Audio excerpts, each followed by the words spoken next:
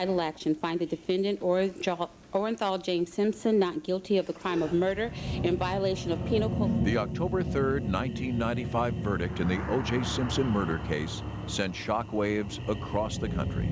Millions of Americans were outraged. They believed Simpson got away with murder.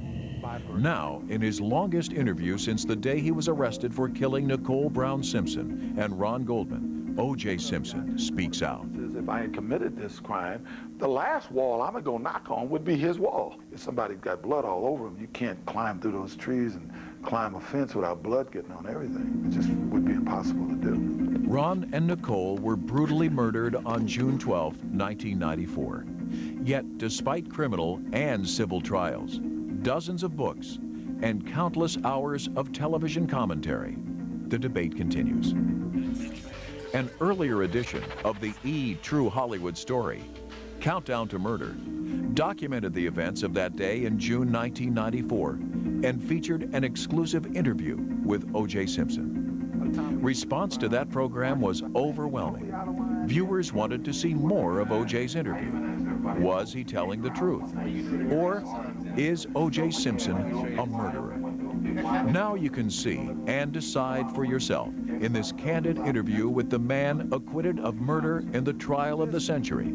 His version of the events of that tragic day presented without rebuttal. This is O.J. Simpson, a special edition of the True Hollywood Story. My basic attitude is, if Cato had told Mark Furman that he heard noise on the tennis court, that the glove would have been found on the tennis court. The dream of being one of them. From life's ambition was to be a star. Never recovers the public scandal.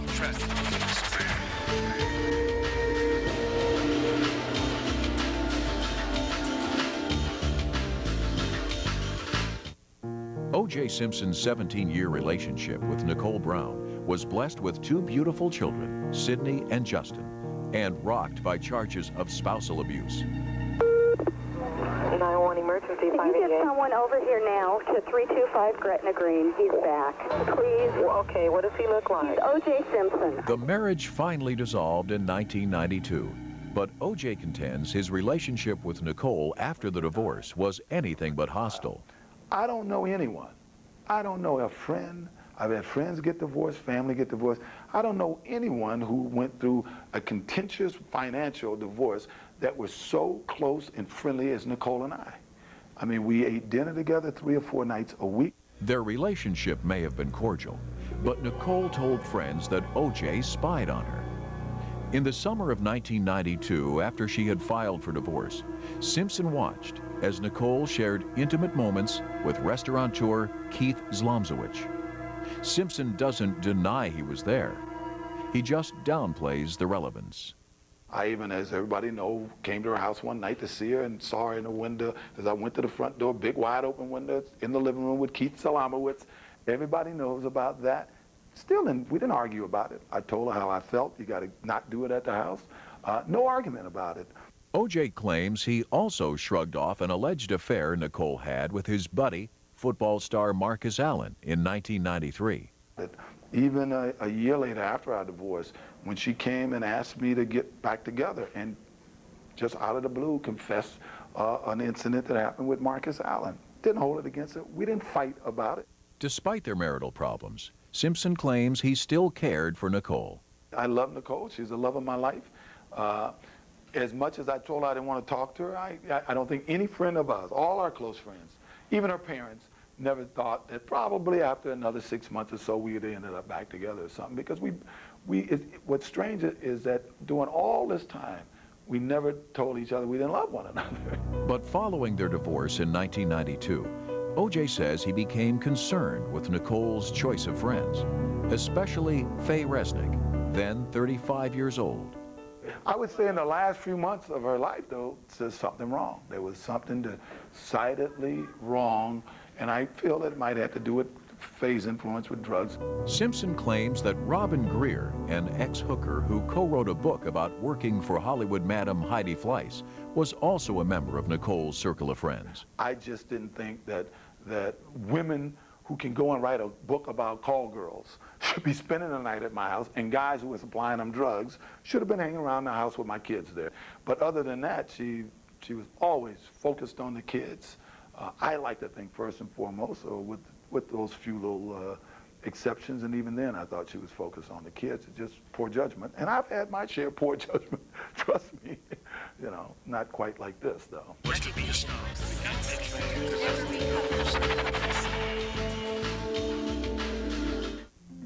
When this special edition of the E! True Hollywood Story continues, O.J. Simpson accounts for his alleged strange behavior on the day of the murders. Now I'm really pissed at him, and I went and told him. And later, O.J. talks about incriminating evidence that leads to his arrest for 2 counts of murder 1. So you would think if I'm bleeding, all my golf bags or all the things that I'm carrying, there'd be something special.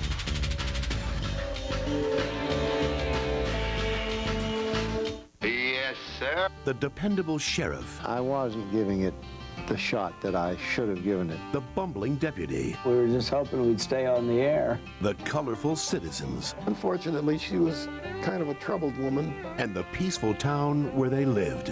Everything stemmed from Andy on that show. Why would anyone want to leave? I couldn't get a job for a long time. It's the story you haven't heard. Andy of Mayberry, this Sunday at 9 on the E! True Hollywood Story.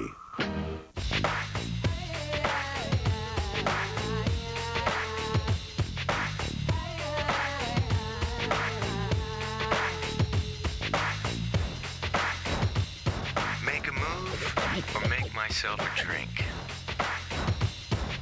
Make a move. Pre-mixed Kahlua drinks to go. B-52s, mudslides, White Russians. They keep the party going. You can rationalize it all you want, but eventually you're gonna get caught. There's a tan minivan in the parking lot with its lights on.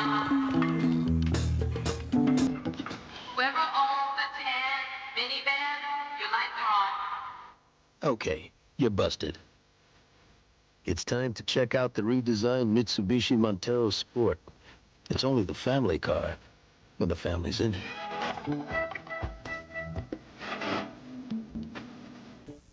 Two roads diverged in the yellow wood, and sorry I could not travel both. And be one traveler. Long I stood and looked down one as far as I could. And both that morning equally lay in leaves. No step had trod in black. Two roads diverged in a wood. And I? And I. I took the one less traveled by. And that has made all the difference. Monster.com. For work, life, possibilities. All moved in.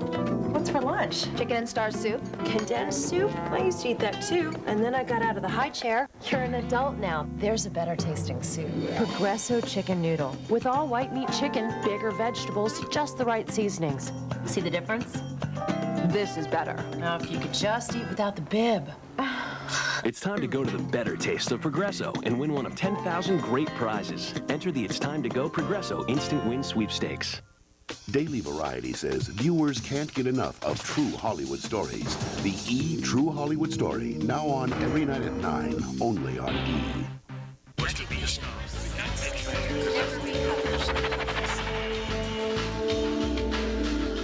25-year-old Ron Goldman and 35-year-old Nicole Brown Simpson were brutally murdered late in the evening on June 12, 1994.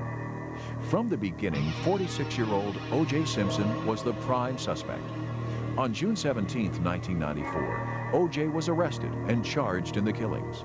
When Simpson finally went to trial in January 1995, his behavior in the hours before the murders became central to the case. The prosecution alleged that O.J. acted moody and volatile throughout a day which began with an early morning golf game. I was really, really tired, and I got up and I probably got to the golf course between 6:30 and 7. I know we didn't have much time because by the time we got there, we were about to tee off.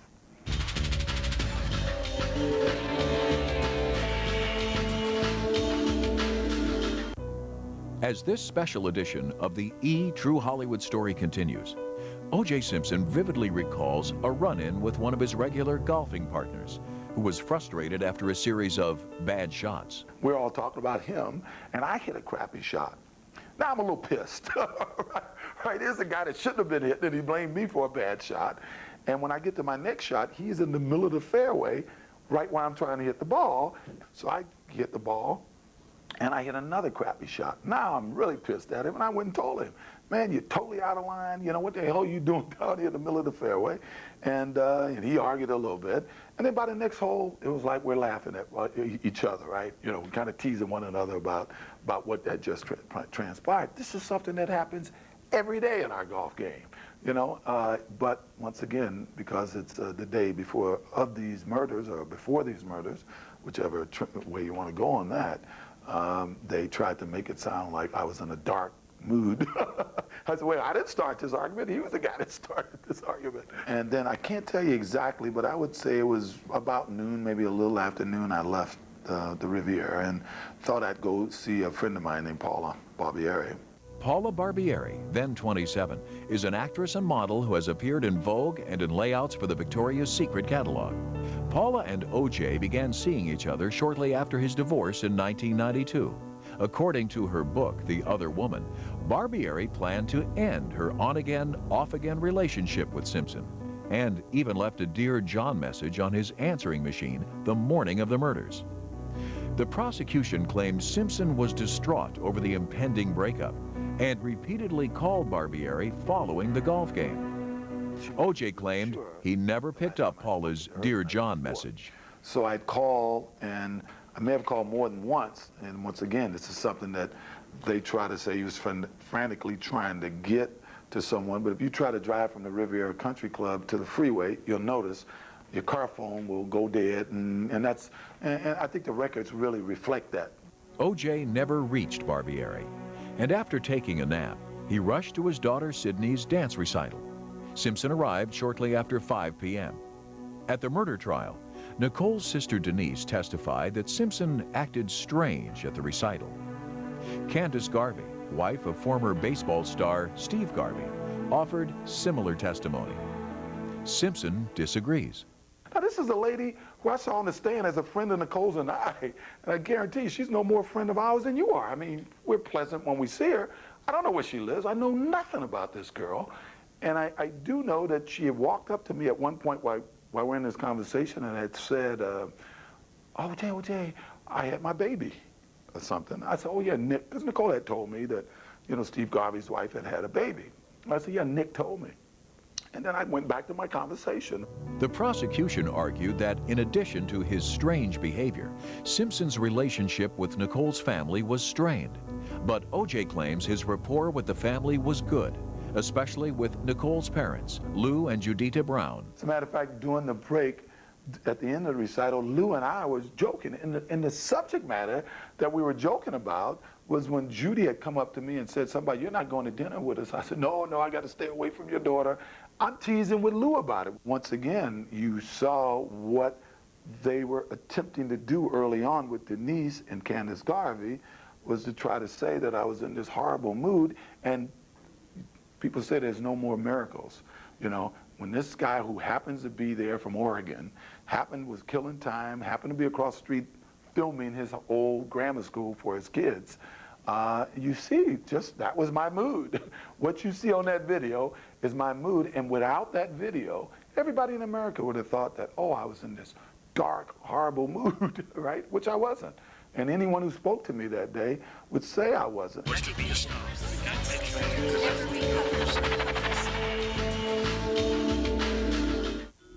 When this special edition of the E! True Hollywood Story returns, O.J. examines his relationship with one of the trial's key witnesses. You know, people have this impression that I lived with Cato Kalin, or that Cato lived with me. Cato lived out back. I mean, I never saw him. He never saw me. I never saw him. And still to come, O.J. gives his theory on who may be linked to the murders.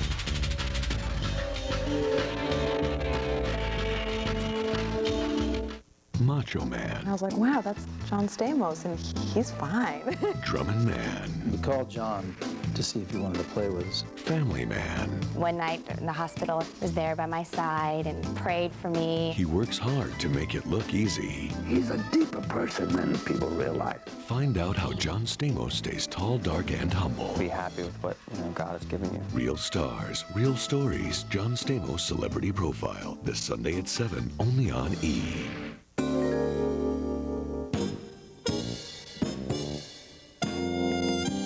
Lots of folks are trying their hands at minivans these days.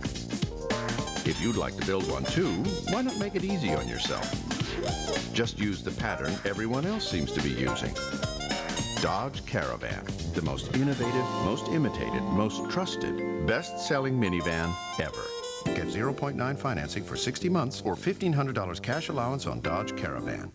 What's my secret fantasy? The object of my desire. It's deep, dark, and very chocolate. It's a luscious brownie. So rich. I could make a meal of it. Slim Fast Meal on the Go bars unwraps rich chocolate brownie. Indulge in its intense sensation. So good for you. A satisfying way to help you lose weight and feel great. Slim Fast Meal on the Go bars. Take your fantasies anywhere. It's partying with a reggae groove as E gets wild on Jamaica. Wild on Jamaica, tomorrow at 10, only on E!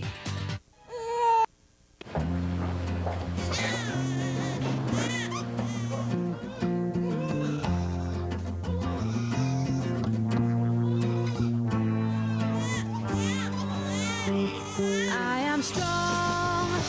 I am invincible. I am woman. Oxygen, the first on-air and online network for women, by women. Available now on Media One, or call your cable or satellite provider to get Oxygen. I always wanted to be a nurse. They volunteered. It was hot, it was sticky, it was dangerous. They performed. I wasn't prepared to look in a man's face and know that he wasn't going to make it. They survived. It was the loneliest time of my life. For the first time on television, TLC brings you face to face with America's forgotten daughters. He died with my arms calling me Mama. He did not die alone. Vietnam, Women at War, premieres Monday at 9 on TLC.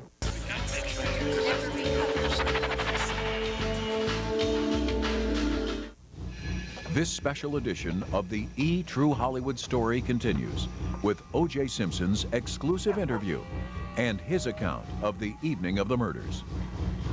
At approximately 7 p.m. on June 12, 1994, Simpson returned to his estate on Rockingham Avenue in Brentwood following a dance recital which included his daughter Sydney. He was greeted by the man who'd been living in Simpson's guest house, a 35-year-old wannabe actor named Kato Kaelin. I saw Kato more in this month period of time than I had seen him in the previous, 6 months combined, because I was never around, and when I was around, I never saw him.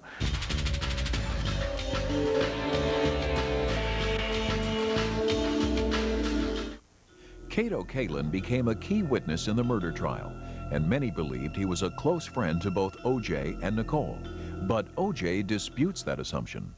People have this impression that I lived with Kato Kaelin, or that Kato lived with me. Kato lived out back. I mean, I never saw him. He never saw me. I never saw him. If someone would ask me in April or March, who lives in your guest house, I would say, well, someone's in my guest house. I wouldn't even been aware that somebody was out there. But in any event. So he is talking to me about that. He asked me about the recital, and we talked about how great Sydney was. And then he asked, how is Nicole? Because Nicole had really been giving him a hard time the previous 5 months. Something else, you hear Kato say, oh, Nicole and I was friends. No, Nicole hated him with a passion. Following their brief discussion, Kato asked O.J. for permission to use the jacuzzi. Simpson said okay, then went inside to prepare for a midnight flight to Chicago. And then I think he left, and then I just started, like I always do, made sure, went and checked on what suit I might wear, and a few things, threw a few things together upstairs, and at some point, I came down and I went out and brought my golf clubs and put them on the bench in front of my house. So I brought my car in, pulled a thing out, and packed my golf bag, at least put the clubs back in the bag, and left them out in front at some point in here. Yeah. According to O.J., he stopped packing at approximately 8 p.m. and picked up a telephone. First, he called his daughter Sydney, and then called Christian Reichardt, fiancé of Nicole's friend, Faye Resnick. O.J. was not a fan of Resnick's, but he knew her drug-related problems were very troubling to Christian. Chris had gone through a pretty tough time, you know, and he had taken Faye to the rehab, and I called him, and he was upset about a number of things with Nicole and with Faye and some of the things that had been going on, and talked to him and told him to hang out, told him I'd be back in town Tuesday, and we'd go out Tuesday night or something. You know, Paula had a lot of great friends, and, you know, maybe I'll get Paula to get a friend, and we'll go out Tuesday night.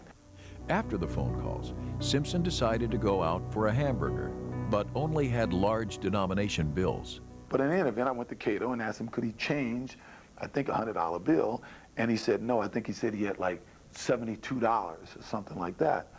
But he said, oh no, here's 20, you know, but I'll give you that. He gives me $20 because I needed to buy a burger, and I needed to have some money to get to the guy at the airport, you know, when I got out of the car.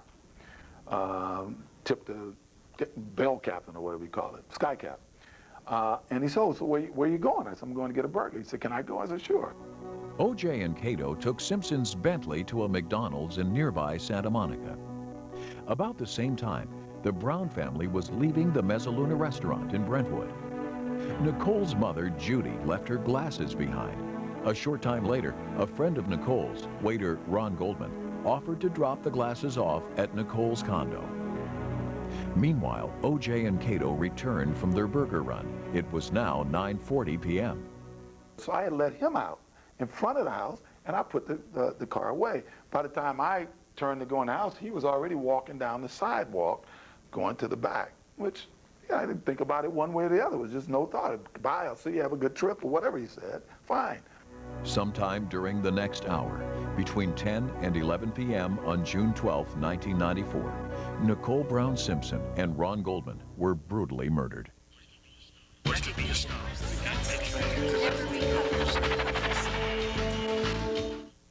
When this special edition of the E! True Hollywood Story continues, we hear O.J. Simpson's version of his activities during that crucial hour. And my M.O. has always been, once I get things sort of ready, I always wait till the limo driver comes before I go in what I call high gear. And later, Simpson attacks the evidence that made him look like a killer. I've lived in this house at that time for 20 years. I would have been aware that there was only one other guy on the premises. I would have assumed there was only one other guy on the premises if I had committed this crime. The last wall I'm gonna go knock on would be his wall, you know.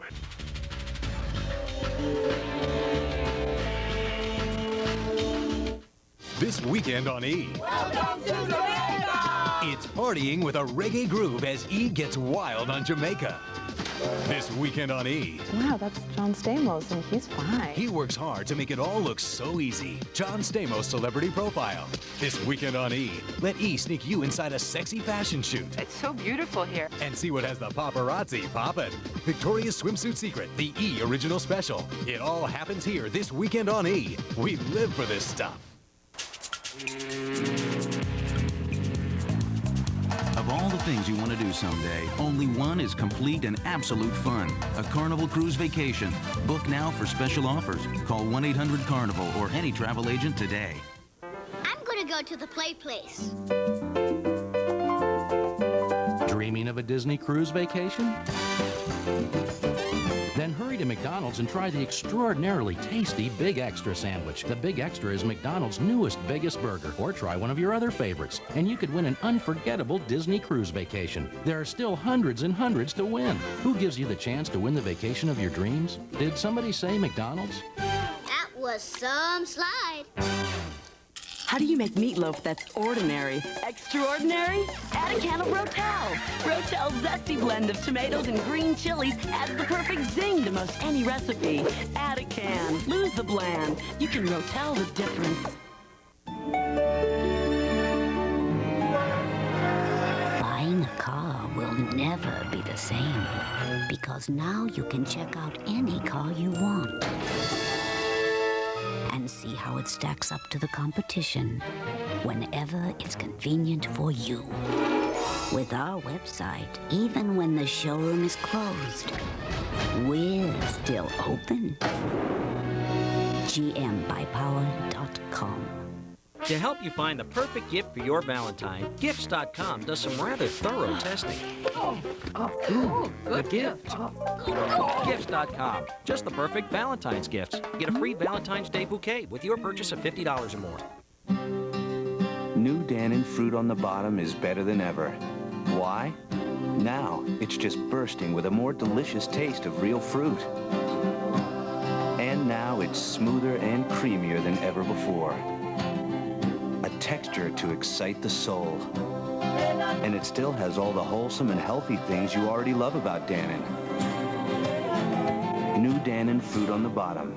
Now, a tastier, creamier Dannon. Men, remember, women are like flowers.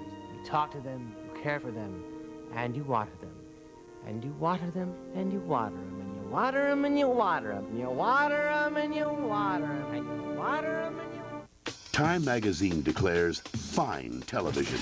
The E! True Hollywood Story. Now on every night at 9, only on E!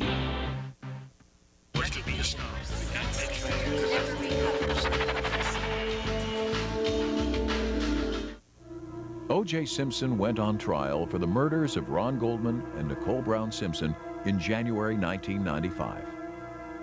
The prosecution presented evidence of Simpson's alleged physical abuse of his wife and his strange behavior on the day of the murders, June 12, 1994.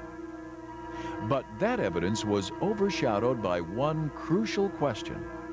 Where was O.J. between 10 p.m. and 11 p.m. when Nicole and Ron were attacked?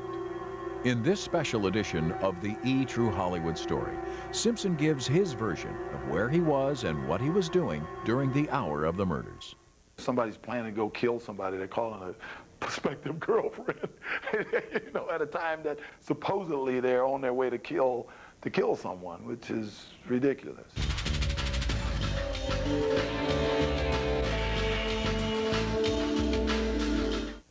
O.J. Simpson and houseguest Cato Kalin returned from a trip to McDonald's at 9:40 p.m.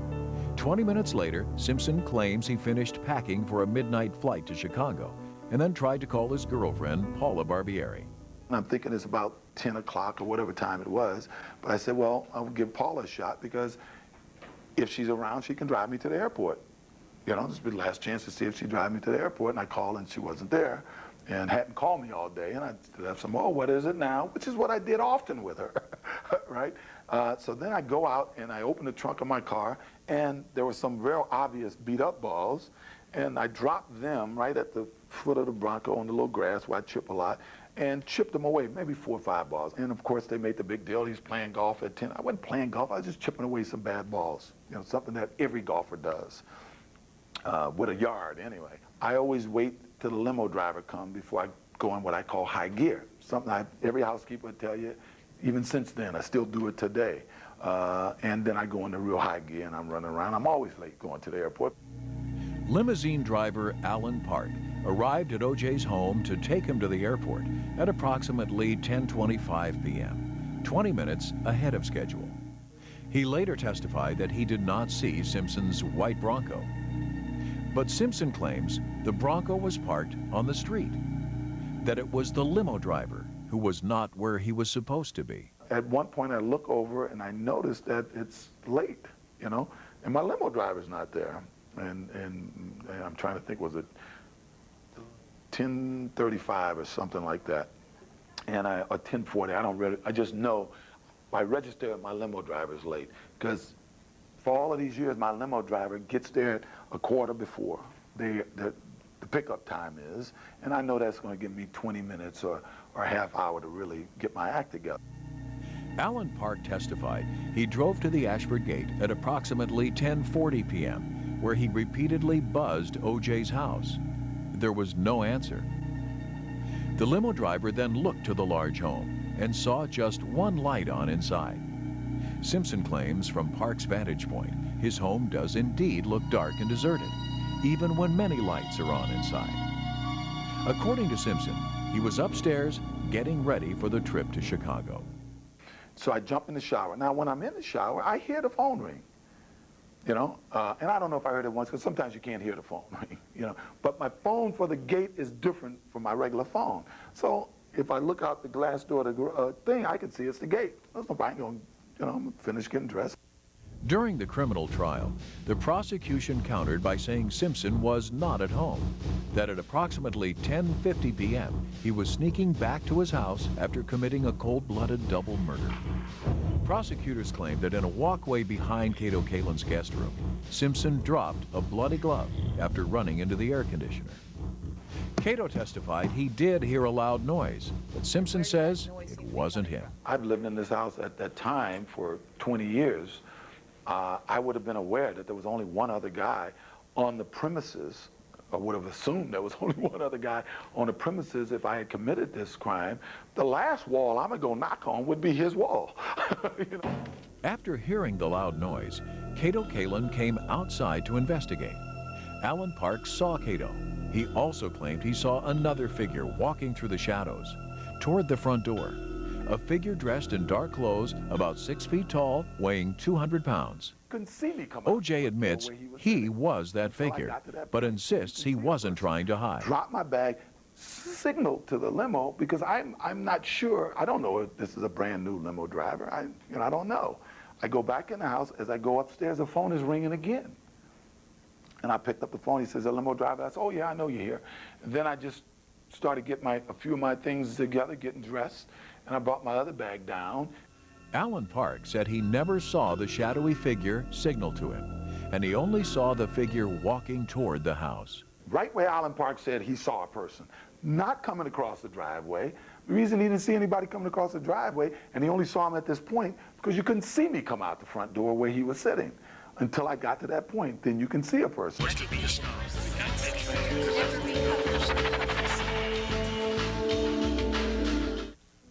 When this special edition of the E! True Hollywood Story returns, O.J. talks about mysterious gaps in a bloody trail. Somebody's got blood all over him. You can't climb through those trees and climb a fence without blood getting on everything. It just would be impossible to do.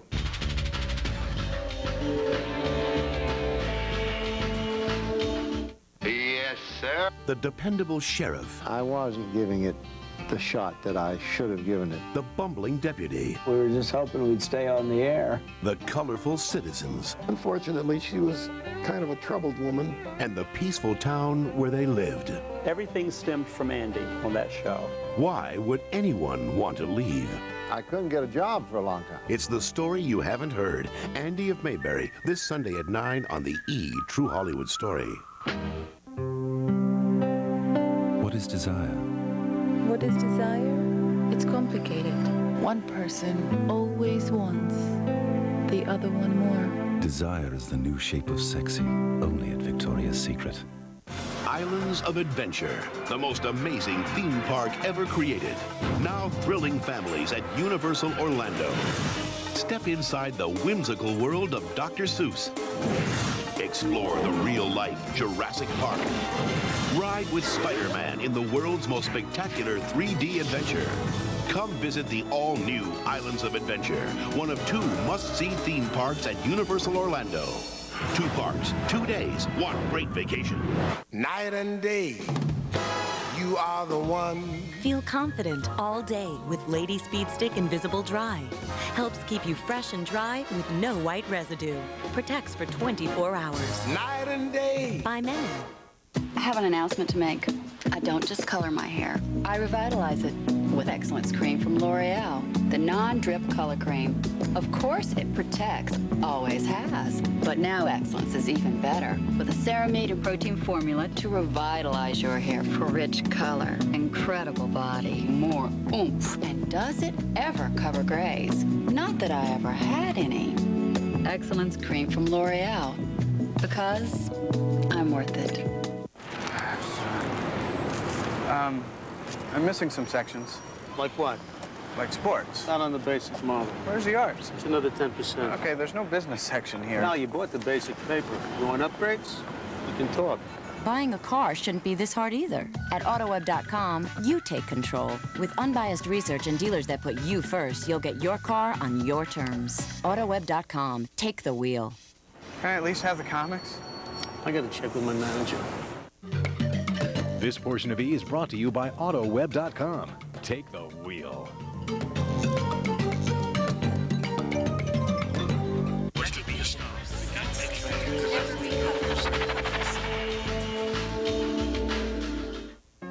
Ron Goldman and Nicole Brown Simpson were murdered on June 12, 1994, in one of the most sensational crimes on record. In this exclusive interview with O.J. Simpson, he talks about the crime and his claim of innocence, despite having no one to back up his alibi. Simpson says he was at home between 10 and 11 p.m., the time of the murders, but even his now famous house guest, Cato Kalin, could not verify O.J.'s whereabouts. It was certainly not unusual for him not to know if I was in my room or not, even though they made it such that it seemed suspicious that he couldn't verify that I was in my room. But if you asked him, he would say, you know, for 6 months, I couldn't verify if he was in his house or not.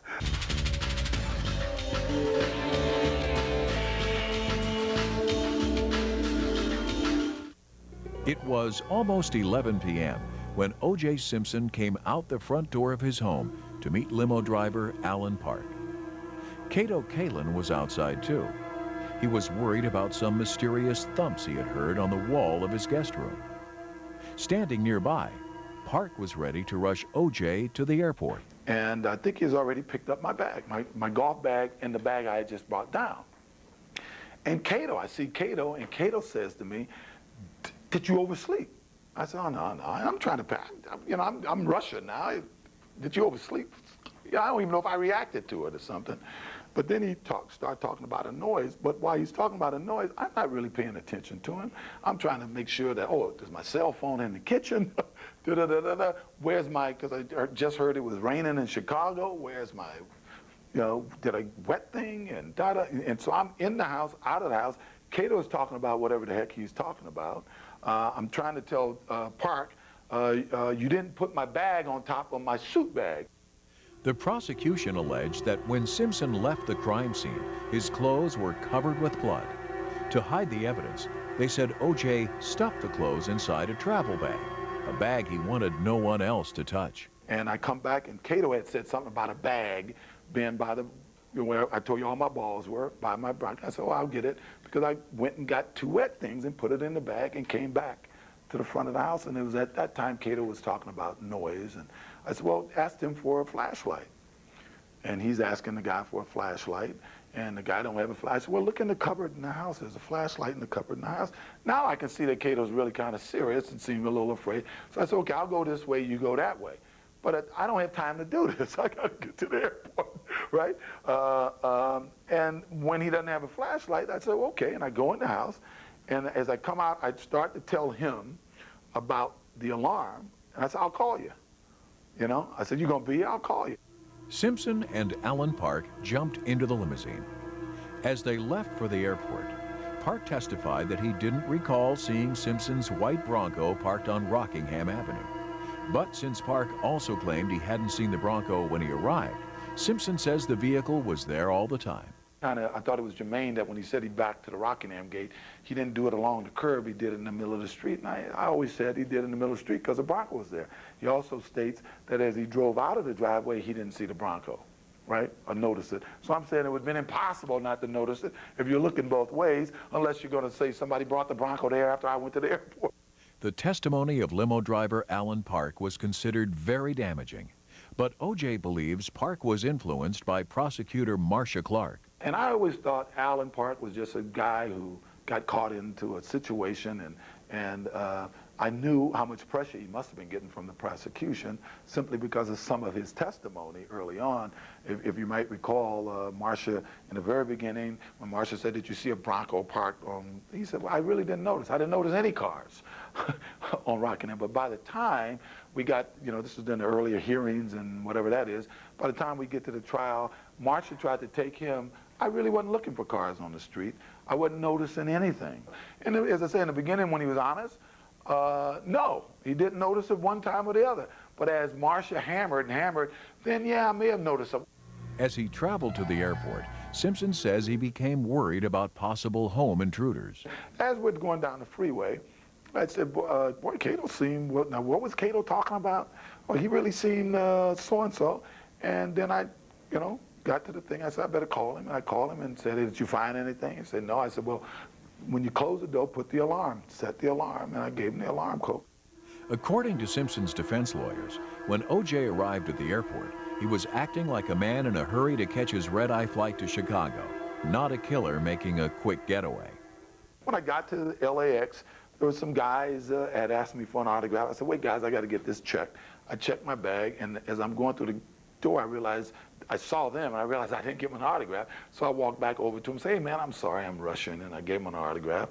Then when I went in, a couple other people asked for autographs as I was getting there, and, you know, I got on a plane and saw a couple of friends on the plane, people I knew, talked to a couple of guys in first class and the pilot. And police and prosecutors allege that following the murders, Simpson left a trail of blood leading from the victims to his Bronco, then up his driveway, and finally into the front hallway of his home. But Simpson's defense team said that no one noticed any cuts on O.J.'s fingers during the flight that night. Simpson claims that is important.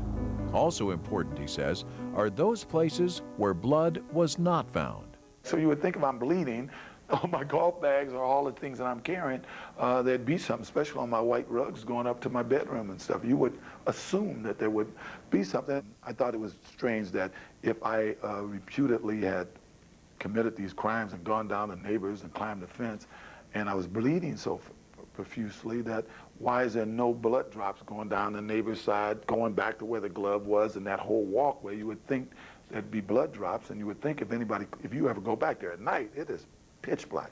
I mean, pitch black. If somebody's got blood all over them, you can't climb through those trees and climb a fence without blood getting on everything. It just would be impossible to do.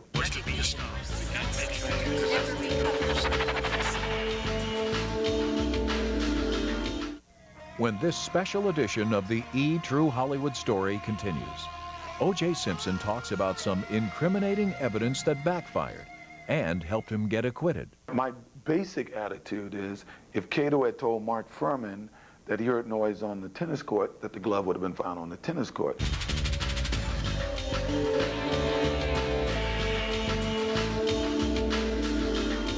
Weeknights on E! At 6:30, Steve Kometko and Jules Asner deliver E! News Daily. Then at 7, Emmy's on the scene with Fashion Emergency. At 7:30, The Search is On with Carol Groh and Scott Lasky. It's Search Party. Then at 8, Sparks Fly with Hal and the crew on Talk Soup.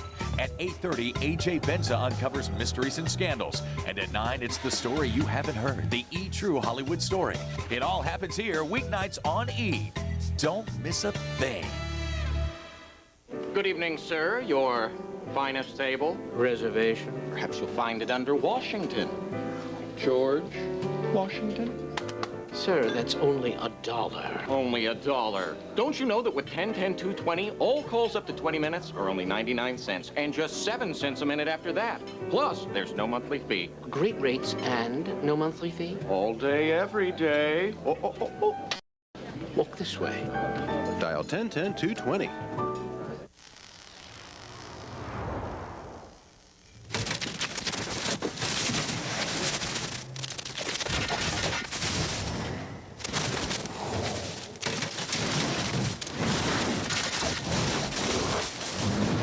Is it possible for a car to speak to a higher intelligence?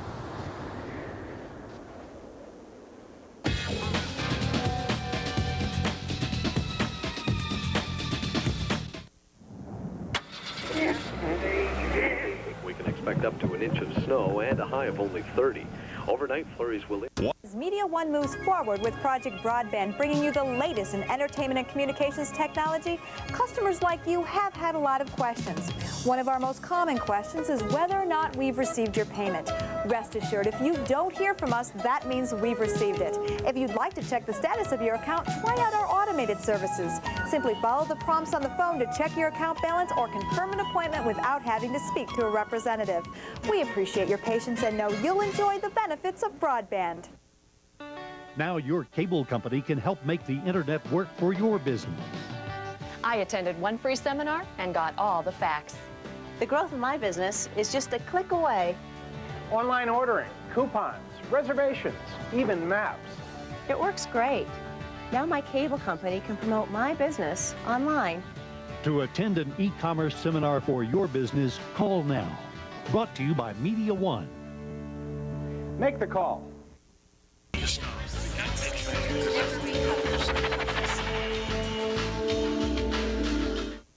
In the dark hours after the bodies of Nicole Brown Simpson and Ron Goldman were discovered on that June night in 1994, detectives began their gruesome work, and O.J. Simpson quickly became their #1 suspect. In this special edition of the E! True Hollywood Story, Simpson asserts the police were wrong in accusing him of the crime. One reason, O.J. says, was their claim that his white Bronco was parked haphazardly in front of his home. You see the pictures? I mean, the LAPD come up with this cockamamie story that, oh, they were concerned about the Bronco because it was parked cockeyed. I think I could have won almost a parking award for lateral parking if you look at the pictures of this car. I mean, it's parked as normal. You can drive down Rockingham right now, and I guarantee you, you'll see cars that weren't parked as straight as this car was.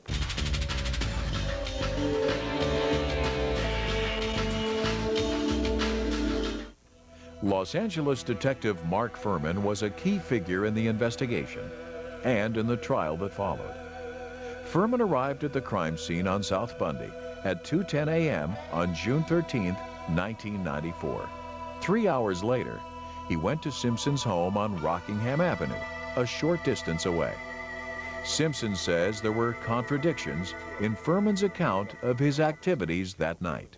Furman is a man who has stated on the record, you know, in his words, and that he is not the kind of guy that would go to a crime scene and sit around and do nothing and wait for the detectives to come. That he was a man of action. He would do things. You know, he's not going to sit around and wait. Now, and then he wants us to believe that he sat around Bundy for 3 hours doing nothing. Police found a brown leather left-hand glove at the murder scene, and Furman testified he found a similar right-hand glove smeared with blood on Simpson's property behind Cato Kalin's guest room. That glove, according to Simpson, was planted by Furman. I've often said that if it was, my basic attitude is if Cato had told Mark Furman that he heard noise on the tennis court, that the glove would have been found on the tennis court. I thought in the very beginning when I was sitting in jail and had come out of my shock and fog that that was the best evidence for me. And there was other places to get in my house if I wanted to get in my house, so why would I knock on a wall and coincidence? It's almost like, hey, make sure you look here. Even Furman states that he wouldn't have never went back there. What's-his-name hadn't told him he had heard a very distinct knock on the wall. So in the beginning I thought that I knew Cato, because when I left, was honest about what he heard. So my assumption, and probably pretty much today, is that initiated the glove being found there. Defense attorneys labeled Mark Furman a racist, charges the detective denied on the witness stand. But audio tapes of Furman making racist remarks to screenwriter Laura Hart McKinney were entered into evidence. Furman was caught in a lie, his credibility as a prosecution witness destroyed.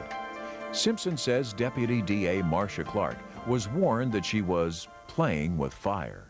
And once again, I think everybody knew that this glove thing was a phony baloney thing. Even the DA, now that we're away from my court case, you find that some of the superior DA people the first week had doubts about the glove and about Mark Furman for that matter, and they expressed those to Marcia, even though she claimed today that she didn't know about Marcia. We hear these DA people saying they went to her right away and told her. Besides searching the grounds of Simpson's estate on Rockingham Avenue, where the bloody glove was discovered, police also searched Simpson's home. Simpson says a videotape of his bedroom, taken the day of the search, does not show the bloody socks detectives claim they found there. He is convinced the police simply planted the incriminating evidence. Now, there was a few things on my bed from my suitcase and stuff, but I would have not left, you know, especially there. Why? I mean, it just didn't make sense. And I think it was proven beyond a doubt that the video cam that filmed the room you know, showed there was absolutely, strangely enough, the camera stopped right when it got to that spot, and then about 4 feet later started again, which I thought was pretty suspicious. I'm pretty sure the jury did, because the police knew on that video cam there was no socks there. Yet they claimed to have picked the socks up after the video cam had been in the bedroom. So where were they? Where were they when the video camera was there? I'm sorry, I grew up in a small project house with 4 kids and my mother, and we had to be neat. Otherwise, you're trampling over everything, right? So I don't think neat is a negative quality. But everyone who's ever worked for me know that that's not my MO to do it. And as I said, my rush was not to, my rush at the end was just throwing my things together.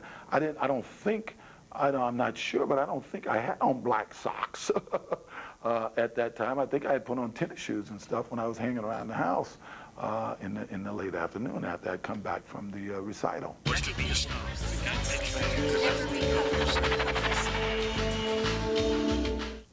When this special edition of the E! True Hollywood Story continues, O.J. Simpson reveals who he believes is linked to the savage murders.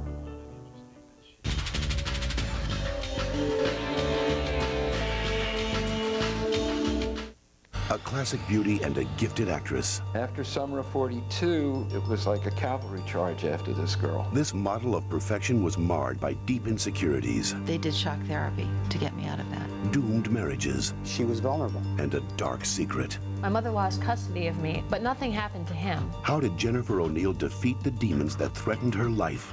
I just wanted the pain to stop. It's the story you haven't heard. Jennifer O'Neill, tomorrow at 9 on the E! True Hollywood Story. One day, that little boy won't reach for your hand anymore. Dad! Hurry up, come on, let's go! So how are you going to hold on to him?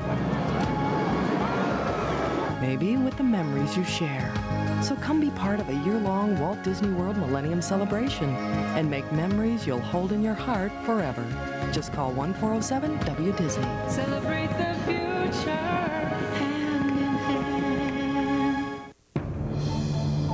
Every 24 hours, you get a whole new chance to take on the world. Get yourself ready with Carnation Instant Breakfast. So delicious, with 21 vitamins and minerals and the energy you need to rise and shine all day. Carnation Instant Breakfast from Nestle. Great days start here. Switch styles. You need to switch to 1-800-CALL-ATT. You can save big bucks for that collect call. 1-800-CALLATT. Same low rate, every minute, everywhere. Yo, T, bring me my red velvet jumpsuit.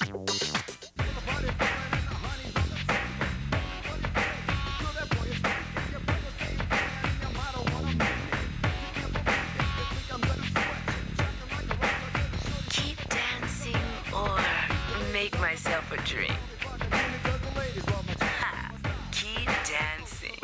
Pre-mixed Kahlua drinks to go. Mudslides, White Russians, B-52s. They keep the party going. You're about to see a toothbrush do something rather unusual. Introducing the Colgate Navigator. It bends wide open, so its bristles gently adjust to your teeth for a thorough clean. The new Colgate Navigator, bent on cleaning better. Dodge Dakota brings you a startling new advancement. Doors, great big ones, on the driver's side and the passenger side, each with windows that go all the way down. So what's the big deal about 2 great big wide opening doors? Nothing, but 4 is a different story. Real truck, real doors. Dodge Dakota Quad Cab, different. This portion of E! is brought to you by Dodge. In a perfect world, everything would be different.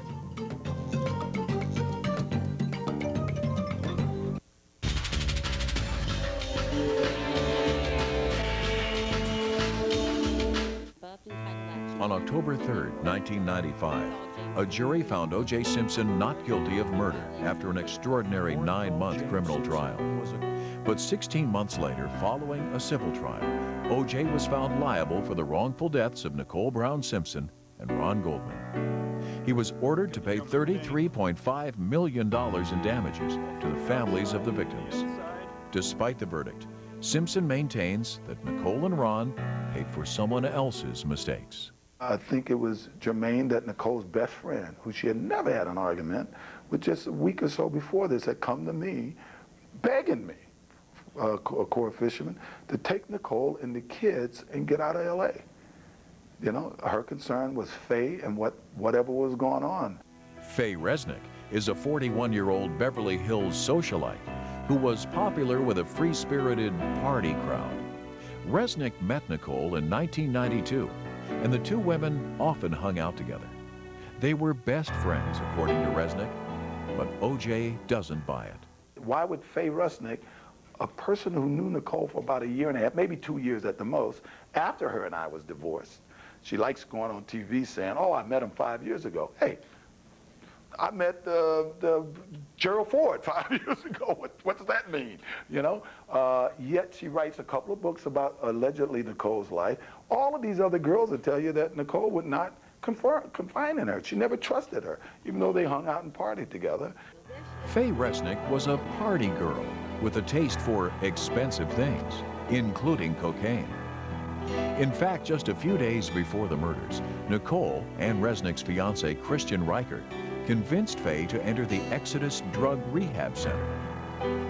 Simpson believes Resnick owed money to her drug suppliers and that these debts, which Faye denies, made her and some of her friends prime targets for violence. I've always felt that Faye Resnick, the answer is her. I mean, people always want to avoid this. This girl was in a panic about her money. She obviously owed some money. She had been doing drugs heavily. You know, originally she made some claim that she had done $30 worth of crack, cocaine, or freebasing, but once we got the records from the place she went, the day that they had put her in a few days before these murders, she had said for the last 2 months she had been doing it every day. Resnick learned of Nicole's death while still in the treatment center. Convinced O.J. had committed the murders, she was shocked and worried. Simpson allegedly told her on more than one occasion that he would kill Nicole, and Resnick feared that knowledge could get her killed. Simpson says Faye's story just doesn't add up. I found it interesting that she said that second week when she got lost and left the country that her life was in danger. Well, if everyone thought I had done this out of rage, I was in jail. Why would her life be in danger if I'm locked up, right? So I don't know. She, you know, for her to come to Nicole's house that week, for Christian to get her out of his house, for her to end up in Nicole's house, for her to go into rehab, and for Nicole to be dead a few days later is you know, I know Faye has something to do with it. Because of Resnick's drug problems, her credibility was in doubt, and the prosecution never called her to the witness stand. But Simpson still believes Resnick's troubled past was somehow tied to the murders. Most of the people who love Nicole, who hasn't tried to make money from these murders, who is closer to Nicole than Faye, all feel that it has something to do with what Faye was involved in and what Faye may have got Nicole involved in. I don't have any doubt of it. Faye Resnick adamantly denies any connection to the murders. In the wake of the trial, she wrote 2 books and is currently at work on another book. O.J. Simpson remains in the Los Angeles area, and his battles with the courts continue. Simpson was successful in gaining custody of Justin and Sydney, his children with Nicole. But in the aftermath of the 1997 civil trial, the court ordered the sale of O.J.'s home and most everything else he owned to help pay the $33.5 million in damages awarded the Brown and Goldman families. Simpson is appealing that verdict. And what about the murders on June 12, 1994? To this day, O.J. Simpson insists he is an innocent man, that the killer or killers of Ron Goldman and Nicole Brown Simpson remain at large. Sadly, the truth of what happened that night may never be known.